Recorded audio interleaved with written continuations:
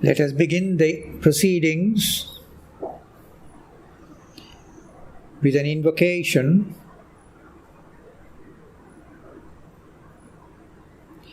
May we all be blessed with the wisdom teachings contained in all the scriptures of the world. May we discern them appropriately without a personal bias or prejudice coming into the scene. So may the good Lord open our hearts and the mind to its wisdom presentations.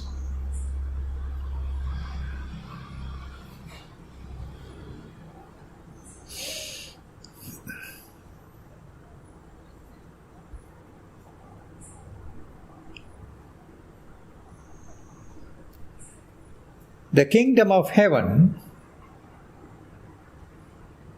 is built from the foundations of the world. When we use the word kingdom of heaven, what it really means is the heavenly wondrous state of existence which is understood in the world as God experience is to be attained from the foundations of the are laid in the world. Of course, each person in life will have to lay his spiritual foundation. That is the basis of human existence. And the spiritual foundation is based on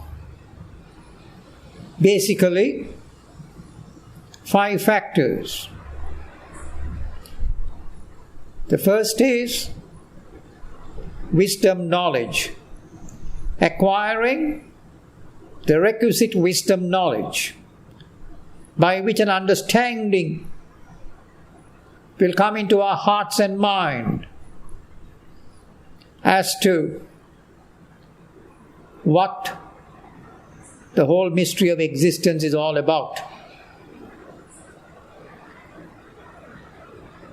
Secondly, by works.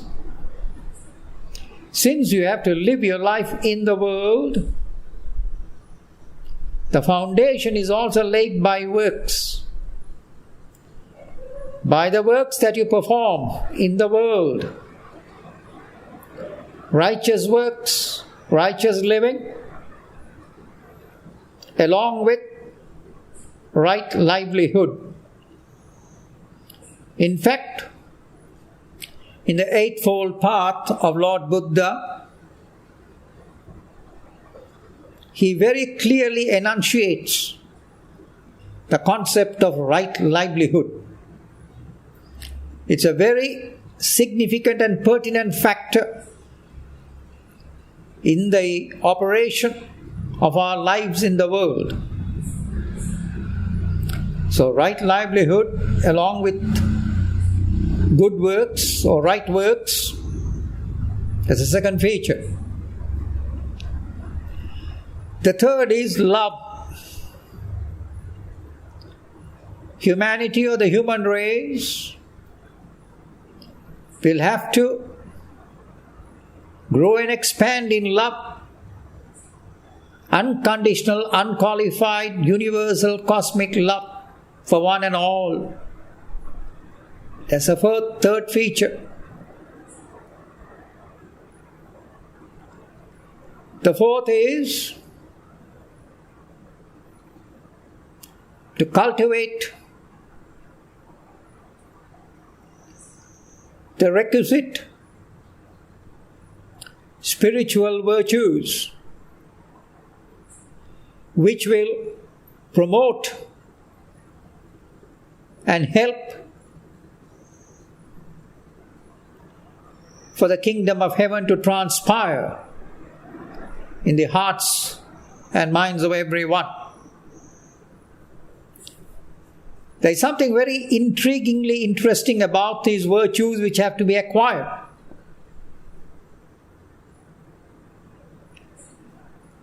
And they are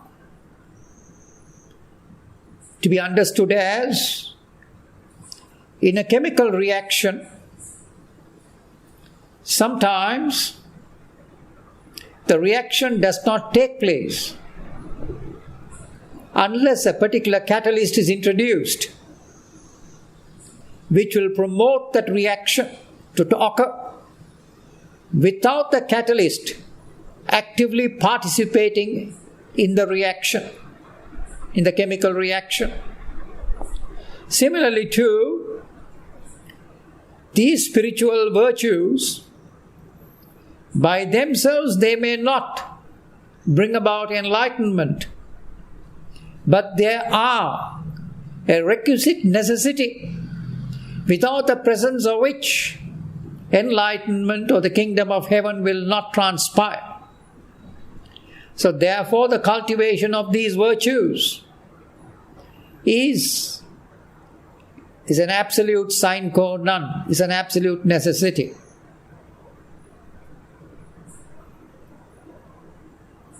Then the fifth is to have a right, earnest aspiration to attain to this state. So that is the motivating force of the power which will induce a person to proceed in this way, in the blessed way, to attain to this state. So therefore, from the foundation of life lived in this world, the kingdom of heaven is obtained. And Jesus says that too.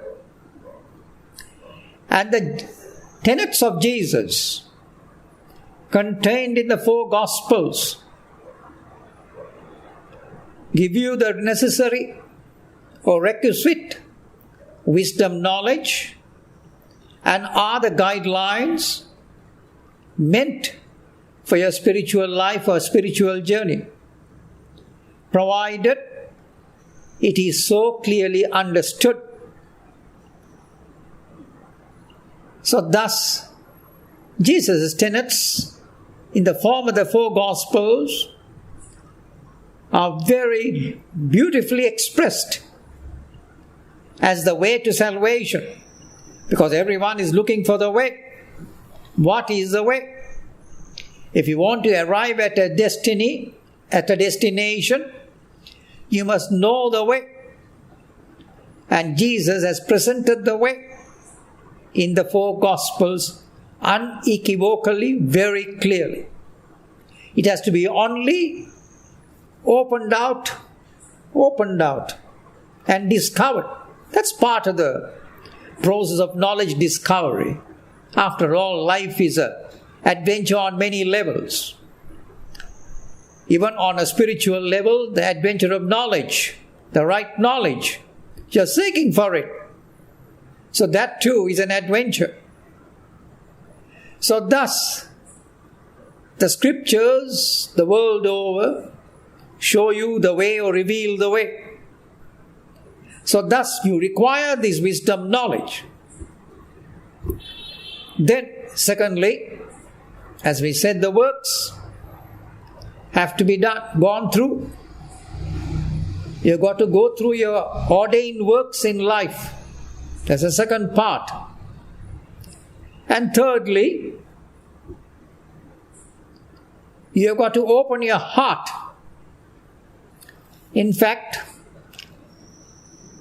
many of you would know about the Noah's Ark, wherein at the time of the floods, which transpired, which was a historical event long ago, at that time Noah was instructed to take 2 of each species and put them onto his boat, take them onto his boat and steer them safely. So here too also, 2 of every species means that male and female, yes, one should learn to love all beings, all species in the whole universe. Your love has to extend to all in your heart. And that is your boat. Your heart is your boat. And you've got to embrace them. All creatures, all beings have to be embraced in your heart. And then with the help of the Holy Spirit, you will be able to steer your boat of life, to the other shore of salvation, from this world to the entry of salvation. So therefore, the concept of Noah's Ark is also to be symbolically understood, in the sense that you have got to embrace with love all living creatures around you, the entire human race. For love is the foundation of life. So, then, while living your life, you know very well that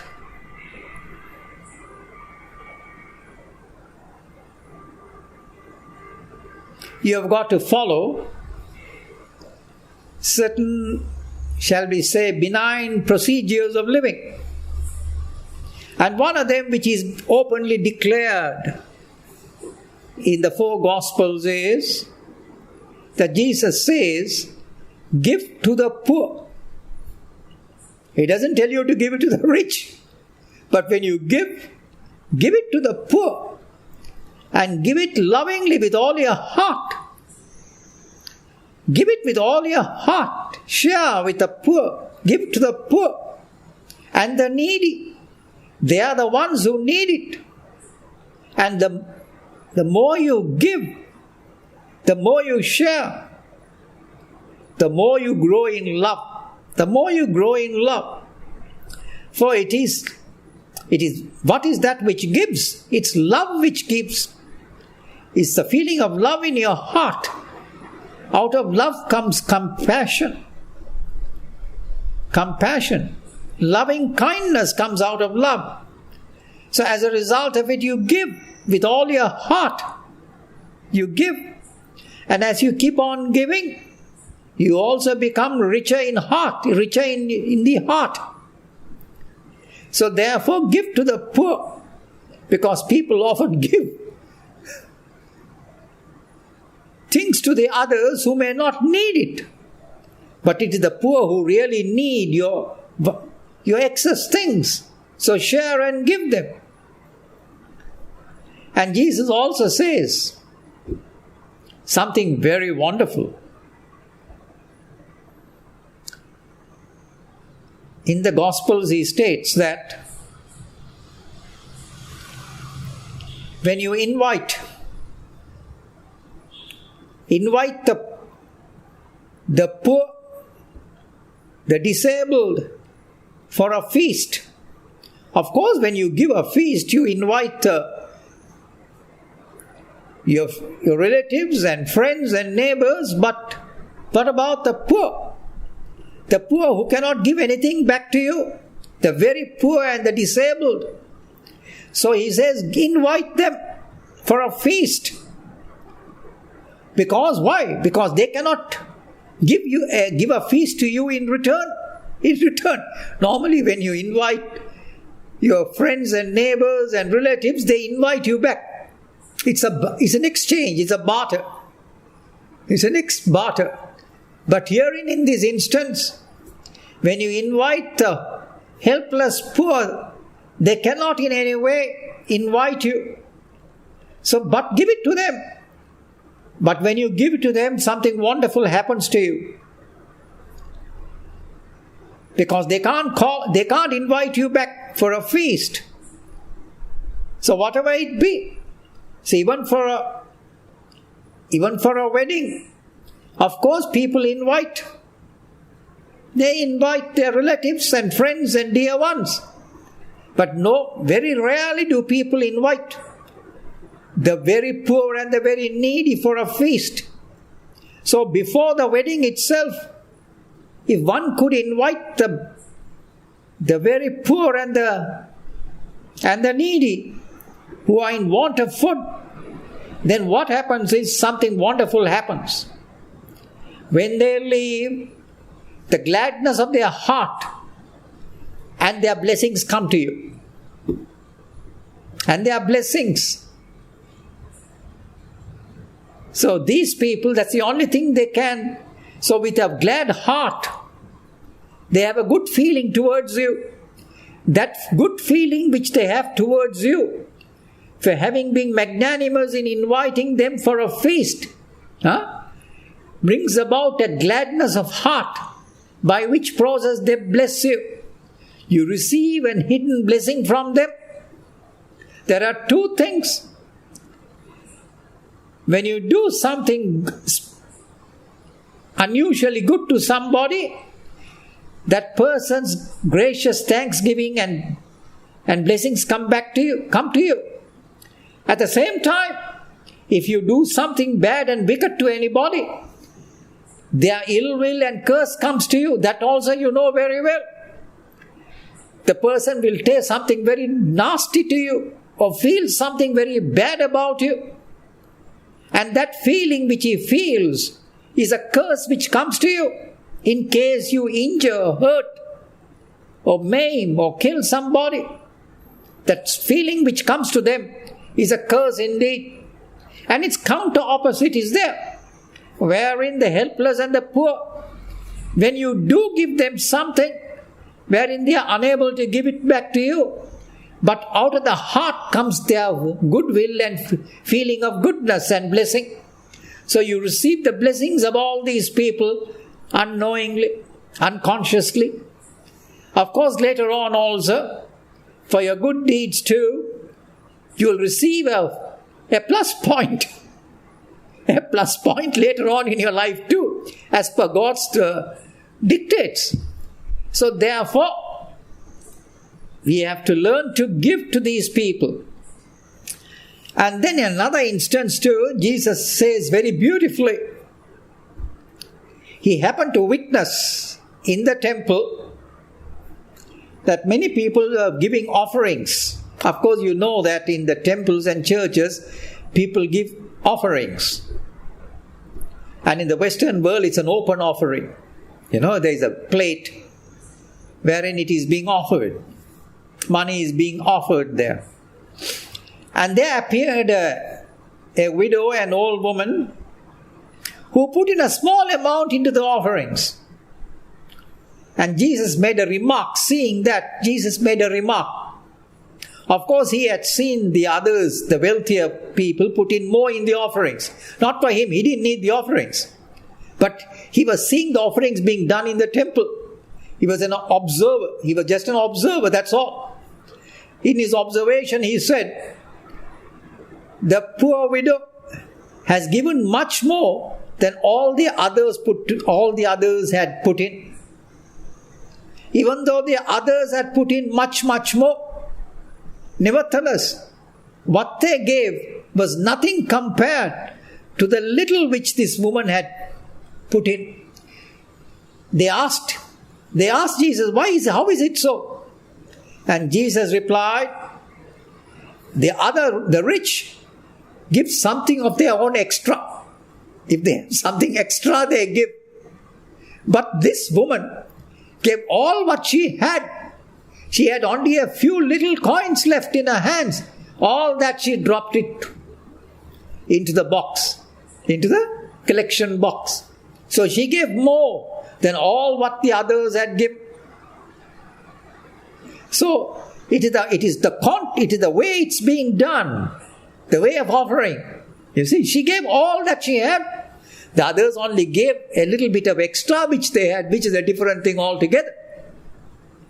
So therefore, out of all this is the kingdom of heaven built up. And then, part of it is watch and pray. Watch to overcome temptations. So what is these temptations that people are talking about? So temptations is your lower human impulses. Whatever it be. You are tempted to eat something delicious. That's a temptation. To eat something very delicious is a temptation. So to overcome all these temptations, Jesus says, watch and pray.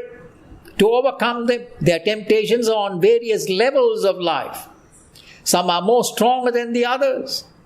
And there is also a very strong biological temptation, which is inherently present within the human race.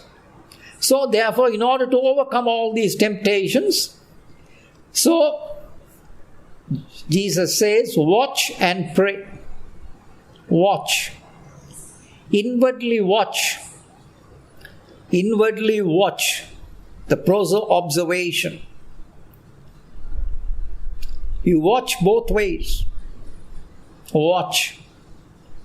Because whenever a temptation arises within a person, if you patiently watch, which is a temptation is an energy, and after some time the energy by itself naturally fizzles and quietens down. You don't yield to it. You just endure it for the time being, and the energy which arose subsides automatically. So therefore just watch it. So on one side you watch it that way, and then at the other side watch and pray. Inwardly be in a prayerful state. Inwardly be in a prayerful state. So when you are inwardly in a prayerful state, what happens is you are bringing in the counter energy of a prayerful state, which will overcome this process, this temptation. So therefore, at all times in your life, whether you are in temptation or whether you are normally living your life in the world, always maintain these two factors. Watch the proceedings which are going on around you. Just watch. Don't get actively, overtly involved in it. Just watch, like a spectator. And then be inwardly aware. Inward awareness is also a watchful process, wherein you watch within. So there are two forms of watching taking place. One is you watch the external phenomena of life around you, wherein you are watching. You're not actively involved in it. Then, subjectively speaking, inwardly, you're watching within too. You're watching the ever-present, your divine source, which is there within, inherently present within you. You're watching it. You have become aware of it, inwardly aware. Now why should you become aware? Because you have forgotten it. So therefore remembrance is necessary. Remembrance, you remember your true status, your true position. Because that is why the entire foundation of Jesus' teaching is built on three words. You are God's. That's the basis on which the whole system revolves around. So you've got to feel to yourself, you've got to know, first of all, understand in what manner you are the divine. The divinity is there within you. And then thereafter, you have to become aware of it. You have to become, that's all that you have to do. So watch and pray.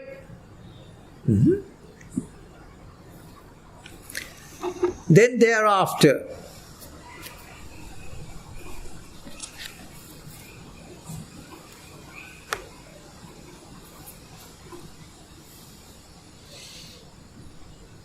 Normally what happens in the world is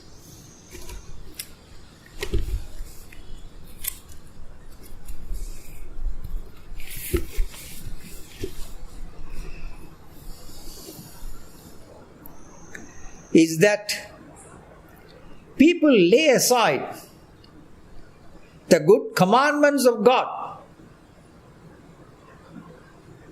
and instead follow the traditions, follow man-made traditions. The human race is a victim of it. Human conventions, man-made traditions, evolved by mortal man, say they follow those traditions very scrupulously and very carefully. Having laid aside the good commandments of God, which supersede all these traditions, which were basically evolved by the priest. The priests, for their convenience, have evolved these conventions and practices. And then Jesus says, beware of the teachings of the priest. Beware. For neither do they want to live a God-aspiring life, and nor do they, and at the same time, they have blocked you, have prevented you from paying attention to the truths of life, the spiritual truths of life. And instead, they have beware of the teachings of the priest, it is said. They have evolved something called religion.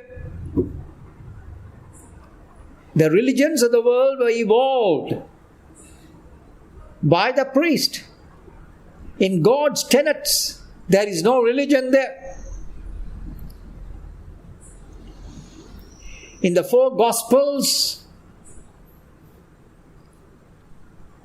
contained in the New Testament and the Bible, there is no religion there. Only a way of life has been put across. Only a way of life.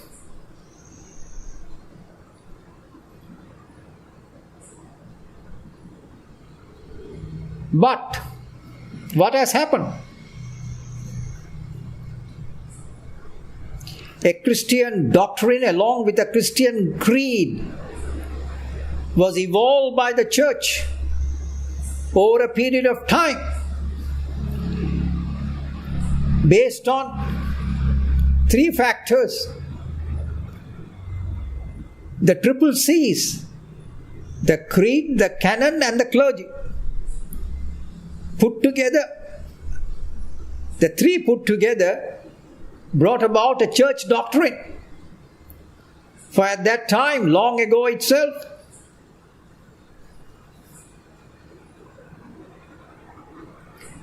just before the Christian doctrine got evolved,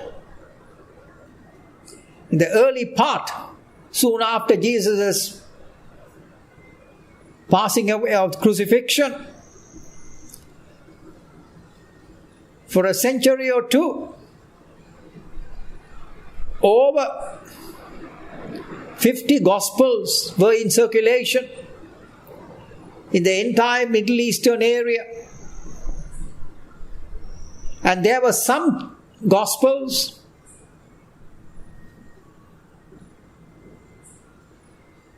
which gave a better explanation, or a little different explanation from the currently available 4 Gospels. They had a more esoteric sense in some of them. And then what happened was, the Emperor Constantine, he told the church, evolve a creed and a canon which will be consistent, because there were various forms of teachings which are going on, esoteric teachings. So as a result of that, a good many of those Gospels were destroyed.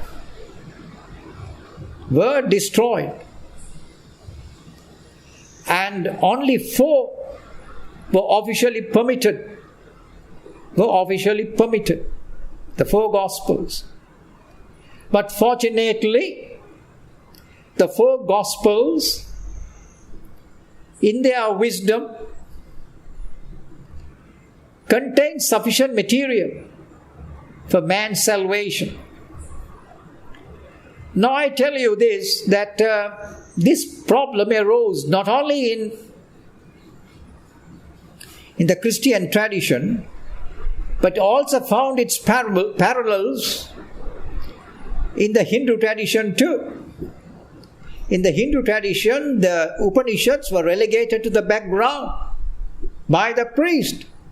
It was not readily available to the people of India at that time, the Hindus. And instead, a religion based on mythological gods was propelled into the Hindu society.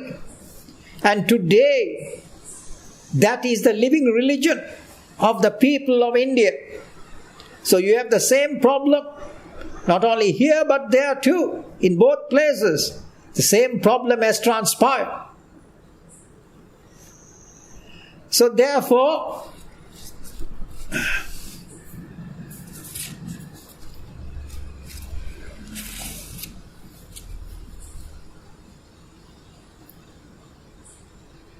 the teachings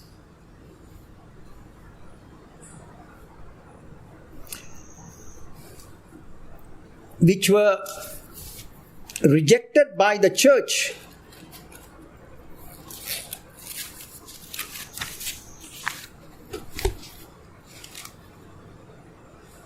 has become, as it is popularly said, as the cornerstone.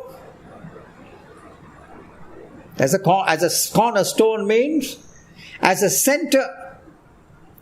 So the teachings which are rejected, Jesus and his teachings were initially rejected, but later on by the priest at that time. But later on, Jesus and his teachings became the cornerstone for the evolution of the Christian, of the religion, the prevalent new religion which emerged out. And these Gospels are said to be preached to the poor. So they are the Gospels, the good news. The good news is that you are God's and salvation is at hand. The kingdom of heaven is at hand, is near. Near means it's very near to you. Within yourself. Is at hand. Within yourself it's there. Is at hand. All that you have to do is look within. Look within yourself. And this gospel, the good news, is to be preached to the poor. Why the poor? Preach to the poor. To the poor in spirit. To the poor in spirit. Normally people in the world are full of spirit of themselves. You know, people have their own spirits. With a huge ego spirit, they function in the world in order to become a success in some field or the other. So there the human spirit has taken over to achieve and attain something, some excellence in some field, whether it be in the sports field or the political field or in business field or trade field or any other field. The spirit of man gets, because he is functioning with a human spirit there. He is totally energized with his human spirit to achieve something and to become somebody. Not only to achieve something, but to become somebody. But here it's the opposite. You are to become a nobody.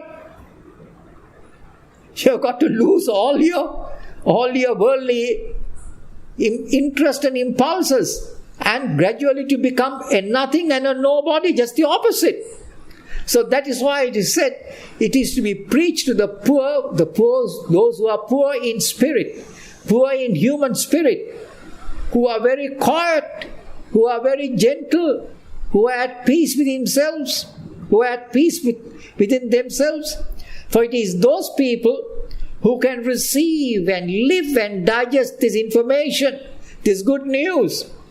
So therefore it is said the gospel is preached to the poor, and these are the people who are ready for it. They are waiting for this. To be aware of the divine within themselves. And the word of God. So the word of God is the seed word which has been put into you. The seed word. What is the seed word which has been put into you? That is why the parables were being taught. And one of the parables is the parable of the seeds. Of the seeds. So what does it mean there? It means the seed of thought that you are God's is put into within you. And you are to develop this feeling. You have to enrich this feeling that what you are. You have got to feel one with this and to grow with this feeling indeed. So just like a seed which grows into a big tree, so also the seed of thought which has been put into you should grow within you. You have to nourish it. So with your life, with all your heart and being, you've got to nourish it and become it itself. So therefore, in this manner, the teachings are being given in the entire Gospels. And thereby,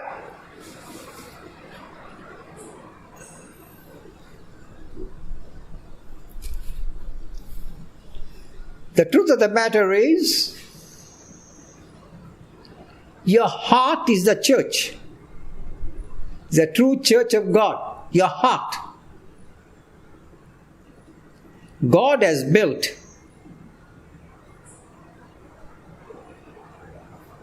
one temple within yourself, in your heart, and the other temple is your field of operations.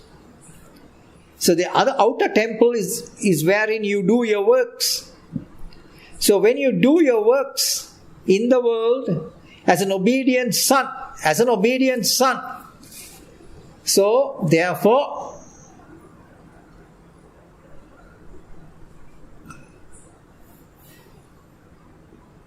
take up your cross of life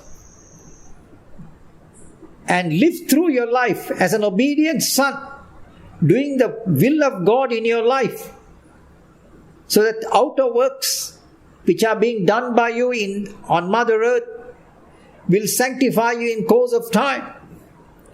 That is the outer temple, wherein all actions are to be consecrated.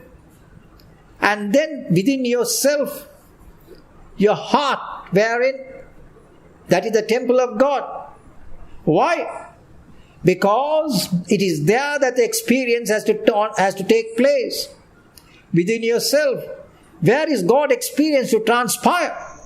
It is to transpire within yourself, in your own heart, in your own being itself. That's the place of experience of your divine nature, of your divinity. And also when it takes place here, it transpires simultaneously in the world around you. For it is said that you are the salt of the world. You are the salt of the world. Now what does it mean by saying that you are the salt of the world? What does salt do? When you make your food, your food preparation, a little spoon of salt, when it is put into the food stuff, it goes and permeates the entire cooked food. While cooking, every pore of it is nourished with the fragrance of the salt and gives it a beautiful taste. Taste comes out when you salt the food. So also in the same way too, when you keep on operating in the world around you with God awareness, you are salting the earth with this God awareness, which should go and pervade and permeate the outside world which is around you, the outside world which is there. Just like the salt in the food permeates every pore of the food particle in the vessel, so also this God awareness goes and embraces the entire creation around you. So and what happens as a result of that? Then when that transpires, you will have that benign experience of the God which is there within you is the same God which is around you. There is no distinction there. They all coalesce and become one. Where you experience your God nature within you, you too also will simultaneously experience it outside.